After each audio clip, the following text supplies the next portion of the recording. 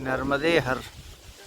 ये देखिए नर्मदा जी में लोग स्नान कर रहे हैं और लोगों को रोको फिर भी नहीं मानते हैं साबुन का इस्तेमाल करना। और आके अपनी गंदगी तो साफ़ करते हैं, लेकिन माँ के घाट पे देखिए ये गंदगी पड़ी हुई है। कितना सुंदर घाट बना हुआ है, बहुत सुंदर रमणीक घाट है, लेकिन साफ़ सफाई ना होने के कारण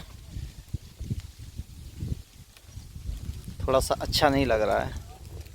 तो आइए देखते हैं यहाँ अगर कोई स्वीपर मिलता है तो नर्मदा जी के घाट को एक बार साफ़ करवाते हैं। देखिए कितनी गंदगी पड़ी हुई है, और अगर डेली साफ़ की जाए तो इतनी गंदगी नहीं रहेगी। देखिए आज सोच रहे हैं इसकी साफ़ सफाई। देखिए नर्मदे हर, नर्मदे हर।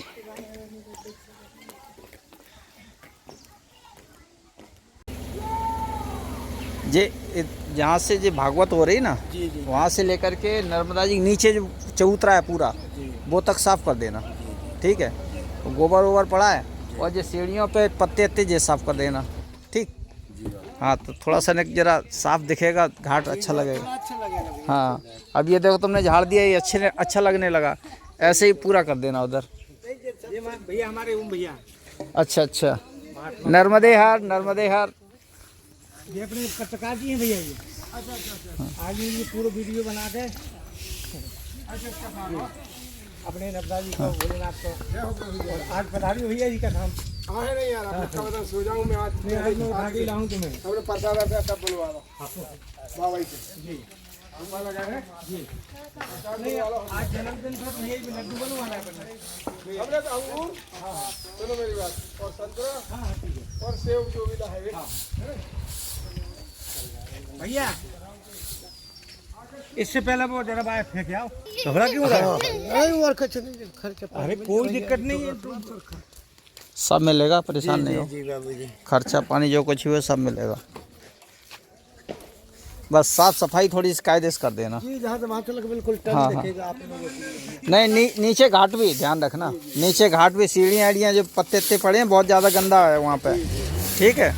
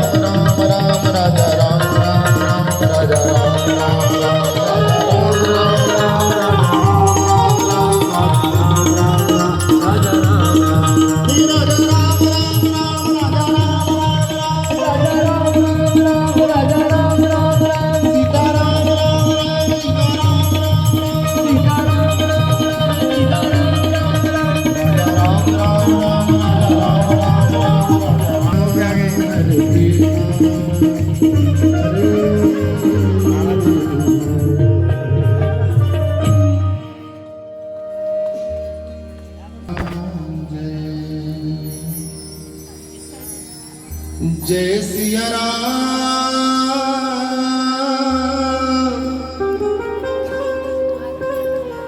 जय सिया राम, जय सिया राम। बोली कृपा से संतों के भी दर्शन दुर्लभ है।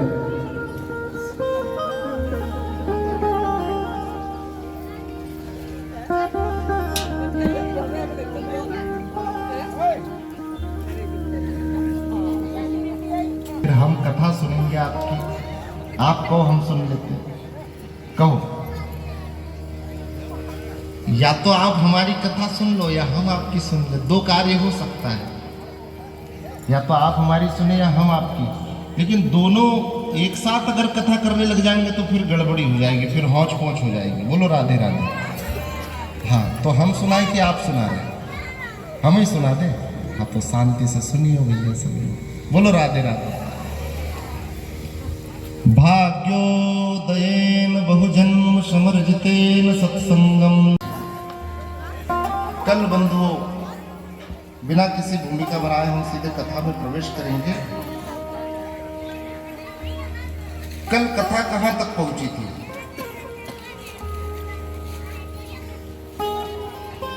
माता सती ने अपने प्राणों का त्याग कर दिया। जैसे ही दक्ष प्रजापति के यज्ञ में पहुंची माता सती, यज्ञ में पहुंच करके ब्रह्मा जी का श्रेष्ठ स्थान देखा, श्री नारायण भगवान का स्थान देखा, इंद्र का, समस्त देवताओं का स्थान देखा। अंत में जब भूत भावन भूतेश्वर भोलेनाथ भगवान अपने स्वामी का स्थान नहीं देखा तो माता सती को क्रोध आ गया। और जब क्रोध आया तो माता सती ने श्राप दे दिया कि तुम्हारे संपूर्ण यज्ञ का विध्वंस हो जाएगा, और अपनी आहुति दे देती है, अपने प्राणों का त्याग कर देती है। लेकिन जब माता सती अपने प्राणों का त्याग करने लगी, यज्ञ कुंड में कूदते कूदते भगवान नारायण के चरणों में एक विनती करी माता सती ने। क्या विनती करी? सती मरत हरि सन बरुमागा, जन्म जन्म शिव पद अनुरागा। माता सती ने अपने प्राणों का त्याग करते हुए भगवान नारायण के चरणों में एक विनती करी कि हे प्रभु, मैं जन्म जन्म से भगवान महादेव के चरणों की दासी हूँ, मेरे ऊपर एक कृपा करना कि जब भी मेरा जन्म हो तो मैं महादेव के ही चरणों की दासी बनकर के इस संसार में आऊं।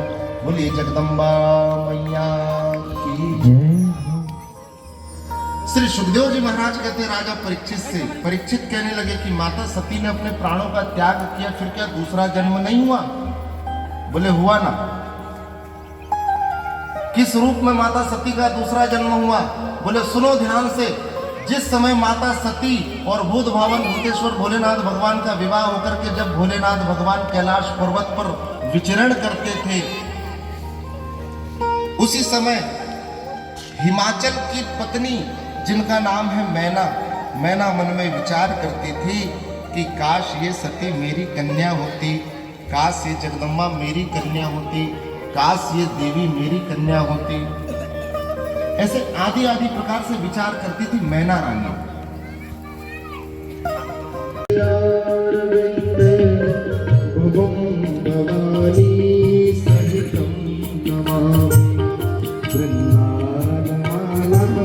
दर्शन करने, हाँ दर्शन करने। शिव शंकरा दिगंबराय च दिगंबराय नमः शिवाय नमः शिवाय।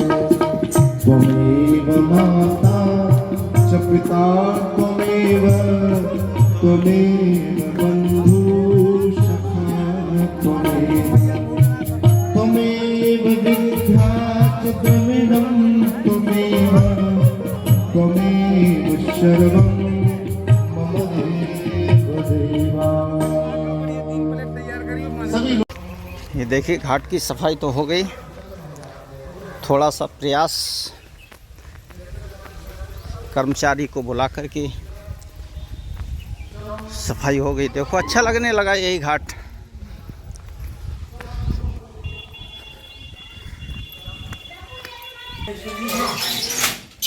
और ये महाकालेश्वर, मनकामनेश्वर है महाकालेश्वर, दोनों में से निकलती है, सब जगह से निकलती है।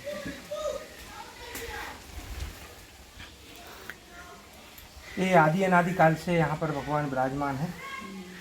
अभी क्या है, मैं थोड़ा इधर उधर लगा हूँ तो उनका श्रृंगार नहीं हो पा रहा है।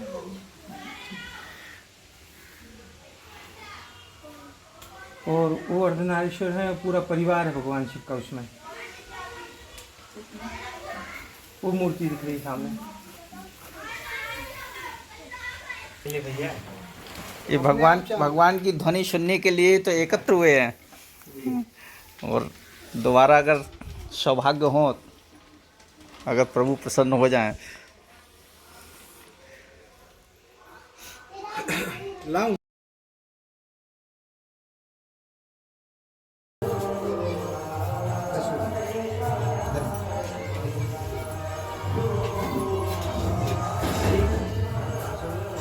खा सकती हूँ।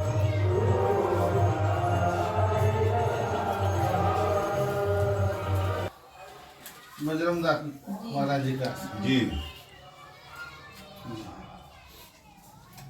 और सके दुआ हो जाओगे। पे नहीं होती। बेटी तो बड़े भाग्यशाली व्यक्ति की है। बेटी है तो संसार है, बेटी नहीं रहेगी तो कुछ नहीं रहेगा।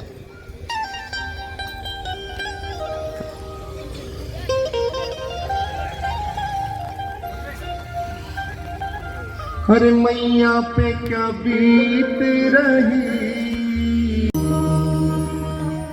कलेजे के टुकड़े को रो रो कर भुलाना है,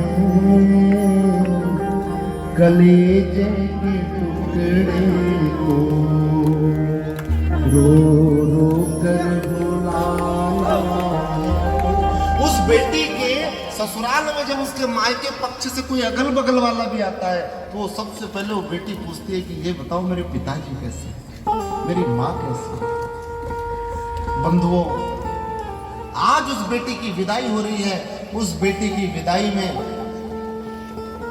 सभी लोग बड़े भाव से रो रहे हैं और रोते रोते रोते रोते उस बेटी की विदाई कर रहे हैं। सरकार, माता पार्वती के भी नेत्रों में आंसू। जिस माता पिता ने, कहने को यह है कि बेटी फिर से वापस आ जाएगी, लेकिन अपना निज अनुभव बता रहा हूँ। सत्य बात तो ये होती है कि जब विवाह होकर के जब बेटी जाती है तो वास्तव में दूर ही हो जाती है,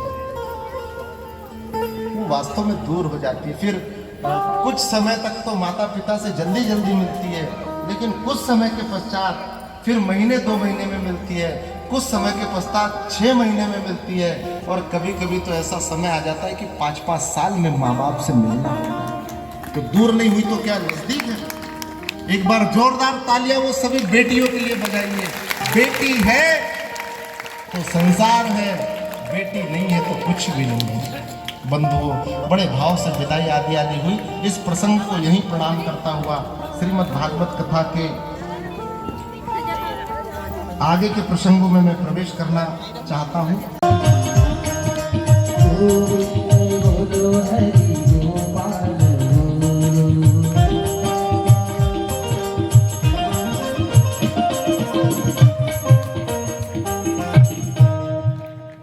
बोलिए बाल कृष्ण लाल की जय।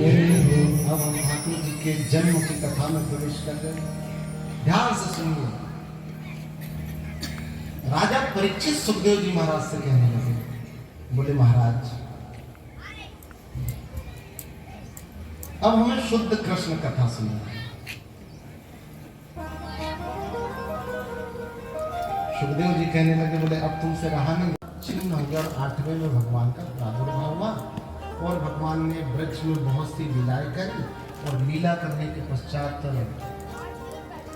भगवान बड़े हो गए, वृंदावन छोड़ के मथुरा आ गए। मथुरा में कंस को मार दिया, शिक्षा ग्रहण कर ली, और फिर वहाँ से चले गए और जाकर के द्वारिका का निर्माण कर दिया। बढ़िया 16,108 रानियों के साथ आनंद करने लग गए। और अंत में हो गई कथा। बोले क्या सिर्फ इतनी सी कथा सुनने के लिए मैं इतने दिन से व्रत पर हूँ? सिर्फ इतनी सी कथा सुनने के लिए? बोले अब मेरा इतना भी परीक्षण मत कीजिए महाराज, अब मुझे शुद्ध कृष्ण कथा सुना दीजिए, क्योंकि अब मैं बिना कृष्ण कथा के रह नहीं सकता। अब मुझे आप सुंदर भगवान की कृष्ण कथा सुना दीजिए। जब राजा परीक्षित के नेत्रों से अश्रुओं की धार जब बहने लग गई, उस समय श्री सुखदेव जी महाराज कहते हैं कि सुनो ध्यान से।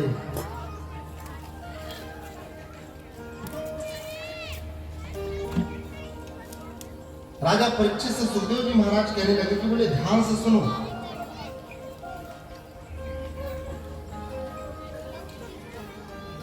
भगवान पृथ्वी पर क्यों आते हैं? भगवान पृथ्वी पर इसलिए आते, विप्रधेनु सुर संत हित दीन मनुज अवतार, निज इच्छा निर्मित करी माया गुण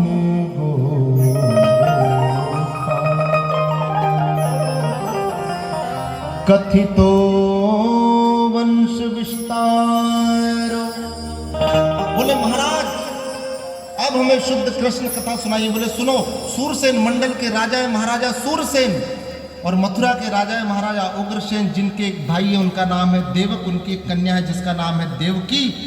देवकी का विवाह श्री वसुदेव जी के साथ जुड़ जाता है और बढ़िया आनंद के साथ देवकी और वसुदेव का विवाह होता है। जब देवकी की विदाई होने लगती है, कंस स्वयं अपने हाथों से देवकी को विदा करता है और छोड़ने के लिए जाता है। उसी समय आकाशवाणी हो जाती है कि अरे मूर्ख कंस, अरे मूर्ख कंस, जिस देवकी को तू छोड़ने जा रहा है उसी का 8वां गर्भ तेरा काल होगा, काल होगा, काल होगा। इस प्रकार से आकाशवाणी हो गई। जब आकाशवाणी हो गई कि उसी बहन का 8वां गर्भ तेरा काल होगा, कंस मारने के लिए दौड़ा, पति ने रक्षा करी। बोले आपको इनके पुत्रों से समस्या है, हम इनके पुत्र ला करके तुम्हें दे देंगे। बोले ठीक है। धीरे धीरे समय व्यतीत हुआ, पहला पुत्र का जब जन्म हुआ ले जा करके दे दिया। कंस कहने लगा अरे बोले हमें तो खतरा 8वें से, पहले ने क्या बिगाड़ा। फिर आकाशवाणी, क्योंकि जब तक के पाप का घड़ा भरेगा नहीं तब तक के छलकेगा नहीं, और जब तक के कंस के पाप पूर्ण नहीं होंगे भगवान भी दंड नहीं दे सकते। बोलो राधे राधे। ऐसे बैठो सब लोग सकते बंधुओं। बोले महाराज जो पहले में, जो 8वें गर्भ में आ सकता है वो पहले में भी आ सकता है, जो 8वें गर्भ में आ सकता है दूसरे में आ सकता है, तीसरे में आ जाए, चौथे में आ जाए, कब तुमको राधे राधे करके चला जाए। चांद से छोड़ो मत, मिलाए तो निपटाओ, राधे राधे करो। दोनों पैरों को पकड़ता है, आकाश मार्ग में एक राउंड, दूसरा चक्कर, तीसरा चक्कर, 5वां, 6वां, 7वें चक्कर में हाथ छोड़ देता है। जैसे ही हाथ छूटता वो नन्हा सा छोटा सा बालक जाकर के पृथ्वी पर गिर जाता है, उसके प्राण चले जाते हैं। धीरे धीरे करके इस पापी कंस ने 1, 2, 3, 4, 5 पूरे 6 पुत्रों की हत्या कर दी, पूरे 6 पुत्रों की हत्या कर दी। अब 7वें में स्वयं भगवान नारायण का ही एक अंश श्री बलराम जी महाराज विराजित हो गए। श्री बलराम जी महाराज विराजित हुए। योग माया को भगवान ने आदेश दिया, बोले जाओ जाकर के माता देवकी के गर्भ से इस गर्भ को माता रोहिणी के गर्भ में स्थापित कर दो। योग माया के द्वारा उस गर्भ को रोहिणी के गर्भ में स्थापित कर दिया गया। इधर पता चला कंस को कि 7वां गर्भ जो है गर्भपात हो गया, गर्भ नष्ट हो गया, गर्भ छिन्न हो गया, और 8वें में अब स्वयं हमारे भगवान कृष्ण आ गए हैं। बोलिए बाल कृष्ण लाल की। 8वें गर्भ में भगवान कृष्ण आ गए हैं। 1 माह बीता, 4वां माह बीता, 5वां माह बीता, 6वां माह बीता, 7वां माह बीता, 8वां माह बीता। मानो चेहरे पर ऐसी दिव्य चमक है, मानो करोड़ों सूर्यों का प्रकाश, मंदम मंदम जलधाराओं की चमक, चंद्रमा की चकोर किरणें मानो देवकी माता के चेहरे पर विराजमान सी दिखाई दे रही है। धीरे धीरे धीरे धीरे 9वां माह आया, और 9वें माह में समस्त देवता, समस्त गंधर्व, समस्त ऋषि मुनि, समस्त संत, समस्त ब्राह्मण आकाश मार्ग से इस दृश्य को देख रहे हैं कि स्वयं तीनों लोकों के स्वामी अब पृथ्वी पर अवतार लेने वाले हैं। अष्टमी तिथि, अष्टमी तिथि भादों का महीना, रात्रि के 12 बजे मंदम मंदम जलधाराएं बहने लग गई। बरसात होने लग गई, हवाएं चलने लग गई, देवता गंधर्व गान करने लग गए और समस्त देवता आकाश से पुष्पों की वर्षा करने लग गए। धीरे धीरे धीरे धीरे रात्रि के 12 बजे स्वयं भगवान नारायण के एक रूप भगवान बाल कृष्ण प्रभु का अवतार हो गया है। बोलिए बाल कृष्ण लाल की, बोलिए राधा रमण लाल की। शंख चक्र पद्म गदा लेकर के ठाकुर जी प्रकट हो गए, क्योंकि भगवान का कभी भी जन्म नहीं होता। भय प्रकट कृपाला दीन दयाला कौशल्या हितकारी, भगवान कभी भी प्रकट होते हैं। जैसे ही देव की मैया के समक्ष शंख चक्र पद्म गदा लेकर के ठाकुर जी अवतरित हुए, माता देव की जोर जोर से रोने लग गई, उनके नेत्रों से अश्रुओं की धार बहने लग गई। भगवान कहने लगे, बोले माँ, स्वयं तीनों लोगों का स्वामी तेरे सामने प्रकट हो गया और तू रो रही है। माँ कहती है कि बोले, माँ ने बड़ा सुंदर भाव कहा। माँ कहती है कि जय शिशुलीला अति प्रिय शीला। बोले हम क्या करें? माता देव की कहती है कि छोटे से लाला बन जाइए। तजहु तात यह कि जय शिशुलीला अति प्रिय शीला, सो सुख परम अनुपा। बोले छोटे से लाला बन जाइए और लाला बन करके जोर जोर से रोने लग जाइए। ठाकुर जी ने तत्क्षण शंख चक्र पद्म गदा वाले रूप को छोटे से लाला बन गए और छोटे से लाला बन करके जोर जोर से रोने लग गए। और माँ ने जब दूध स्तनपान कराया और जब पेट भर गया ठाकुर जी का, फिर मंदम मंदम मुस्कान देकर के लाला हंसने लग गए। और अब वसुदेव जी से कह रहे हैं कि बोले आप हमें पिताजी इस कारागृह से निकाल करके हमें गोकुल में छोड़ दीजिए। अब वसुदेव जी कहने लगे, बोले बेड़ियां बंधी है, पैरों में भी बेड़िया, हाथों में बेड़िया, ताले लगे। अरे बोले हमारी मर्जी के बिना तो संसार में एक पत्ता नहीं हिल सकता, ये बेड़ियों का क्या सामर्थ्य। सारी बेड़ियां खुल गई, पूरा ब्रह्मांड सो गया। सिर्फ और सिर्फ देव की, वसुदेव और कृष्ण कन्हैया लाल, ये तीन लोग जाग रहे हैं, बाकी पूरा ब्रह्मांड सो रहा है। बोले बाल कृष्ण लाल की। इस प्रकार से भगवान कृष्ण ने कहा कि बोले अब आप हमें यहां से वहां छोड़ दीजिए। ठीक है, वसुदेव जी ने बढ़िया बेड़ी बेड़ी आदि आदि खुल गई। अब भगवान कृष्ण नंद भवन क्यों जाना चाहते हैं आपको पता है? सुनो ध्यान से। भगवान कृष्ण नंद बाबा के द्वार पर इसलिए जाना चाहते हैं क्योंकि नंद बाबा को ब्राह्मणों का आशीर्वाद लगा था। कभी भी ब्राह्मणों का आशीर्वाद खाली नहीं जाता है।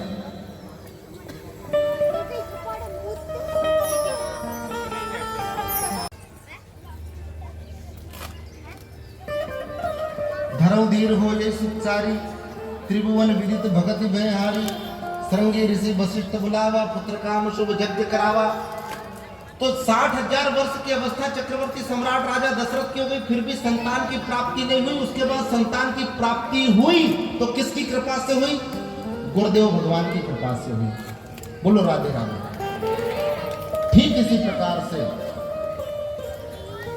प्रकार से जब नंद बाबा और ब्रजरानी यशोदा के भाग्य में जब संतान नहीं थी, तो एक दिन समस्त ब्राह्मण देवता नंद बाबा और मैया यशोदा के द्वार पर आए थे भोजन प्रसादी लेने के। और जब ब्राह्मणों ने भोजन प्रसादी करी, ध्यान से सुनिए, बड़ी अद्भुत कथा है।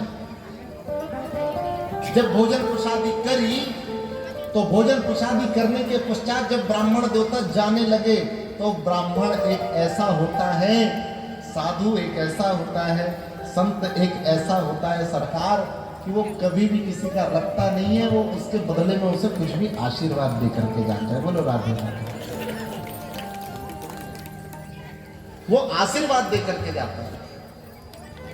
तो बंधुओं, उन समस्त ब्राह्मणों ने मिलकर के आशीर्वाद दिया कि हेरी रानी मैया यशोदा, तेरे घर सुंदर लाला हो जा, हम तुझे आशीर्वाद देते हैं, आशीर्वाद देते हैं, आशीर्वाद देते हैं।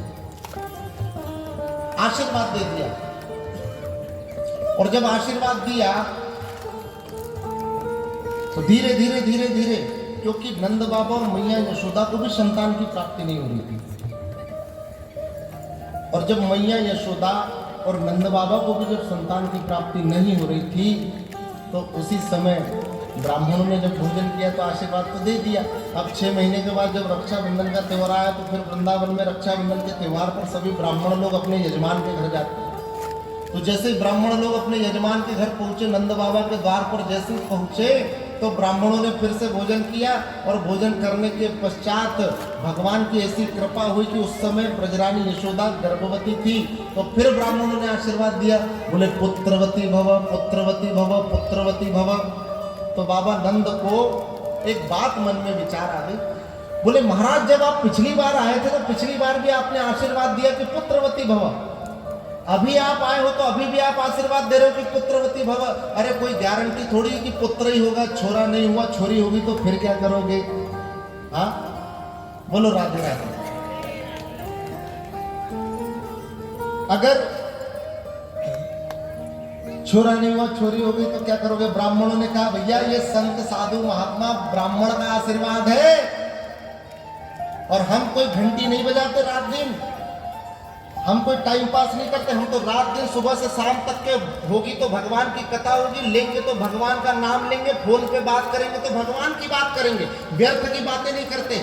तो ब्राह्मण का तप है, सुबह से शाम तक जागने से लेकर के सोते तक सिर्फ एक स्मरण होता है, राधा माधव सरकार भगवान कृष्ण का। तो उसकी वाणी कभी भी असत्य नहीं हो सकती, उसके मुख से जो निकल जाएगा वो सत्य होगा। ब्राह्मण वाक्य अति तो ब्रह्म वाक्य। बोले हम ब्राह्मणों का आशीर्वाद है, अगर पुत्री भी होगी तो रात भर में ऐसा चमत्कार हो जाएगा कि सुबह तक वो छोरी छोरा बन जाएगी। बोलो राधे राधे। और हुआ क्या था, मैया यशोदा ने कन्या को जन्म दिया, लेकिन ऐसा चमत्कार हुआ, एक अचंबा देखा नहीं हो रही, एक अचंबा देखा नहीं सकी, हो रही है कि हो रहा। और एक ही रात में नंद रानी के घर छोरी बन गई छोरा। बधाई हो, बधाई हो, बधाई हो। ऐसी कृपा हो गई कि हुई तो कन्या थी, लेकिन बढ़िया सुंदर लाला का जन्म हो गया है। और बड़े भाव से सभी ब्रजवासी मिलकर के गा रहे हैं। सुंदर भगवान कृष्ण की झांकी हम लोगों के समक्ष आ रही है। सभी लोग बाजे बाजे री बधाई मैया तोरे अंगना, बाजे बाजे री बधाई मैया तोरे अंगना, बाजे बाजे री बधाई मैया तोरे अंगना, बाजे बाजे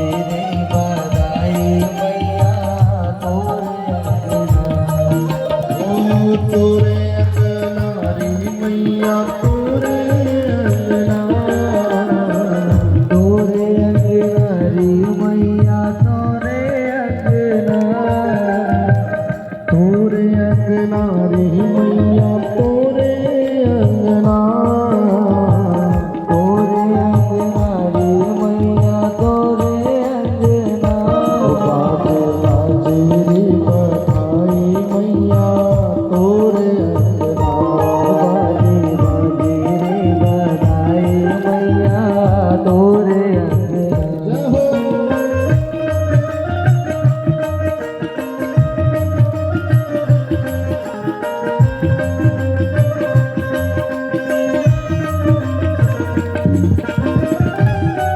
भाव से सभी लोग ताली सेवा करते हैं। जय हो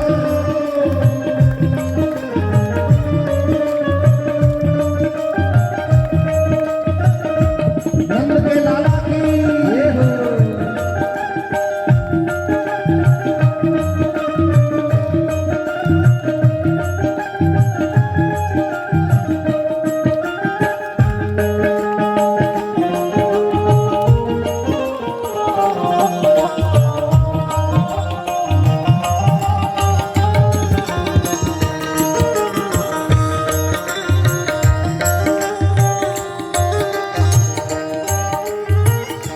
नंद भवन सो सजवायो, नंद भवन सो सजवायो, हरि यशोदा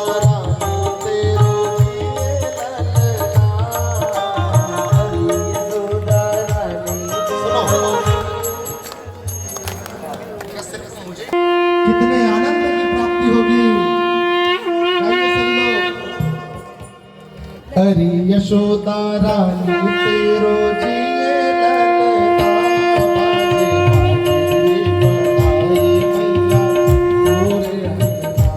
बाजे बाजे रे मैया तोरे भाव से ताली सेवा करते हुए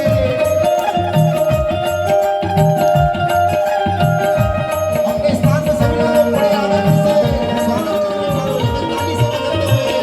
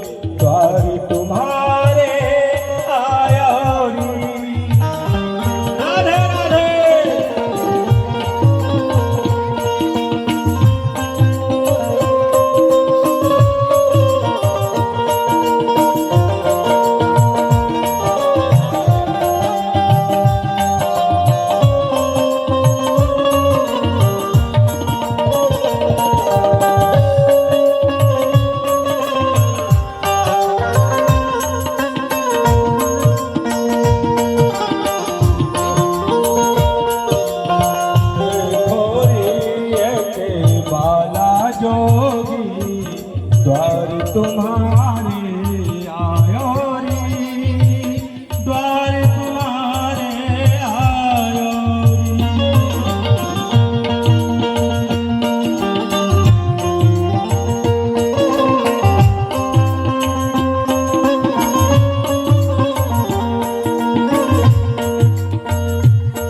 ले बाबा भिक्षा बार जाओ, मेरा लाल करावत है।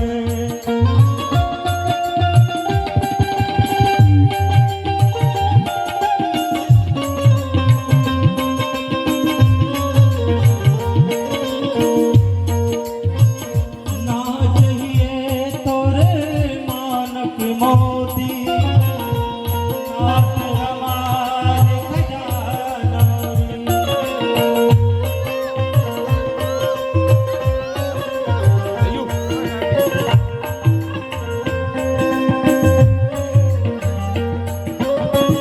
मेरे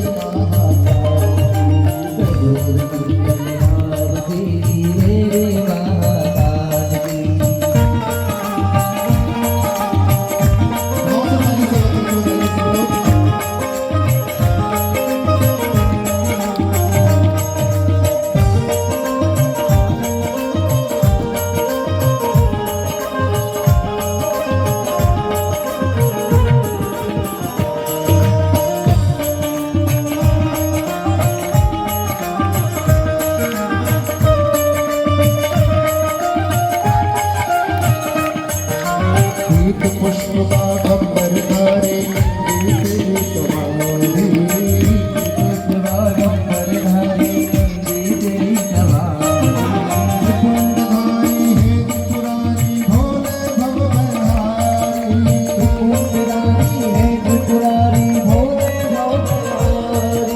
जय जय हृदय विशाल की आशुतोष दिग्पाल की लैला भगवत ज्वाल की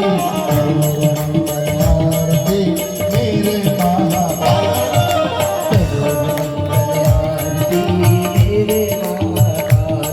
गोपाल की विकराल की त्रिलोकेश्वर त्रिकाल की भोले शिव कृपाल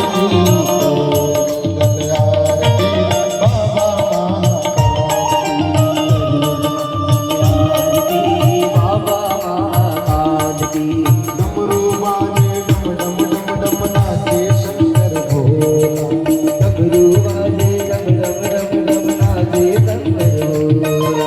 बम भोले शिव बम बम बम बम बम बम बम